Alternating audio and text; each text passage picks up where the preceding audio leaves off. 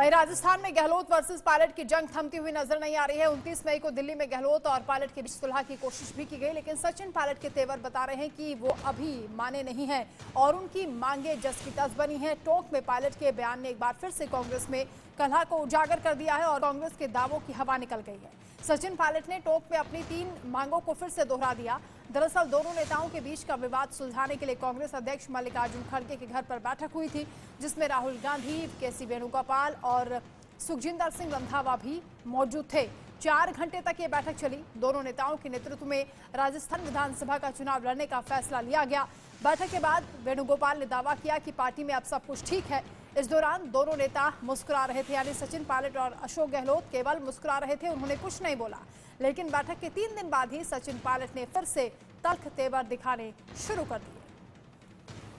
सचिन पायलट का कहना है कि भ्रष्टाचार के खिलाफ उनकी लड़ाई जारी रहेगी और अपनी ही सरकार के खिलाफ लगातार वो बिगुल फूंक रहे हैं।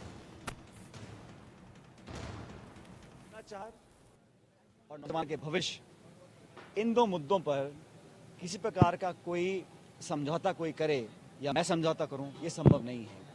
अभी 1-2 दिन पहले मेरी बात दिल्ली में हुई थी। कांग्रेस का जो शीर्ष नेतृत्व है, अध्यक्ष जी हैं, बाकी सब लोग हैं, जो मांग मैंने रखी थी उसका पूरा संज्ञान पार्टी को भी है।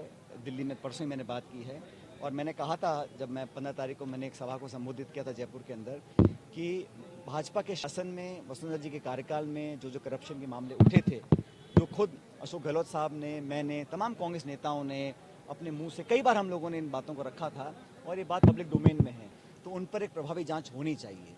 और जहाँ तक राजस्थान पब्लिक सर्विस कमीशन है, वहाँ पर काफ़ी पद खाली पड़े हैं और कुछ नियुक्तियाँ ऐसी हैं जो मैं समझता हूँ बेहतर हो सकती हैं। इसलिए उसका मूल चूक उसमें परिवर्तन लाना, उसकी फंक्शनिंग में, उनकी नियुक्तियों में मापदंड तय हो और जो हमारे लाखों लाख बच्चे जो बड़ी मुश्किल से शहरों में जाकर मकान और कमरे किराए पे लेते हैं, कोचिंग और ट्यूशन में पैसा खर्च करते हैं, साल 2 साल मेहनत करते हैं, उसके बाद अगर उनके साथ धोखा हो जाता है तो उन लोगों के पास कुछ लोग ओवरेज हो जाते हैं, कुछ के घर परिवार वालों को आर्थिक बहुत दिक्कतें आती हैं, तो उन लोगों की आर्थिक मदद हम लोग करें। मैं समझता हूँ ये मैंने मुद्दा उठाया था और मैं समझता हूँ इस मुद्दे पर कार्रवाई सरकार करेगी।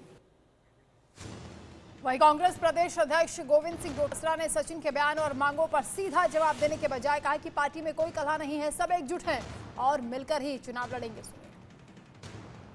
उन्होंने ये भी कहा है, जो मैंने सुना है, कि यहाँ पर विपक्ष नाम की कोई चीज है ही नहीं, जनता के मुद्दों को उठा ही नहीं रहे। तो उन बातों पे आपको जाना चाहिए, इससे आगे आपको जाने की आवश्यकता नहीं है। मैं समझता हूँ हम सब एक हैं और एकजुट होकर के चुनाव लड़ेंगे।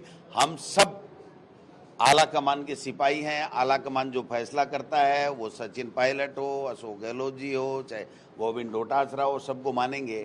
परसों वाली परले रोज वाली खबर नहीं दिखाते हो आप, कि सब ने आकर के एकजुटता के साथ में कहा, जो पार्टी आला कमान शीर्ष नेतृत्व है, जो फैसला करेगा, वो फैसले के साथ में हम 2023 में कांग्रेस को पुनः सत्ता में लाएंगे, 2024 में मोदी सरकार को देश से भगाएंगे। तो वहीं गहलोत सरकार में मंत्री प्रताप सिंह खाचरियावास ने भी सचिन पायलट के बयान पर सीधा जवाब नहीं दिया और फिर से एकजुटता का दावा किया। क्या कार्रवाई होना चाहिए सरकार की तरफ से? देखिए, एक बात सुन लो, इन सब मुद्दों पर मुख्यमंत्री अशोक गहलोत जी बोलेंगे, क्योंकि उनके स्तर का मामला है, ये मेरे स्तर का मामला नहीं है। और ये सब दिल्ली में बात खत्म हो चुकी है। बात सब ने, ये दोनों ने डिसीजन लिया। वेणुगोपाल जी बाहर आकर बोले कि हम सब मिलकर चुनाव लड़ने जाएंगे। जो वेणुगोपाल जी का, राहुल गांधी जी का, खड़गे जी का, रंधावा जी का जो आदेश है, उसको कांग्रेस पार्टी फॉलो करेगी। वहीं पायलट और गहलोत के बीच कभी सुलह कभी कलह को लेकर बीजेपी नेता राज्यवर्धन सिंह ने तंज कसा। सुनिए। जैसे थे वैसे ही रहेगा। इनमें अनुशासन नहीं है, इनकी सेंट्रल लीडरशिप में इतनी ताकत नहीं है कि कोई निर्णय ये दे सके। ना इनमें, ना दोनों में से कोई व्यक्ति कोई बड़ा निर्णय ले सकता है, ना ही इनकी केंद्र की जो इनका एक परिवार है, ना वो निर्णय ले सकता है। दावे करने में तो ये माहिर है, दावे तो बहुत बड़े बड़े दावे करते हैं। लेकिन राजस्थान की जनता ने अब तय कर लिया है, कितना सहा है राजस्थान की जनता ने और कितना कुशासन राजस्थान में रहा है। केवल और केवल सत्ता की लड़ाई, कुर्सी की लड़ाई, लालच, और अपनी तरफ वफादारी रखने के लिए कितना लूटा है राजस्थान को।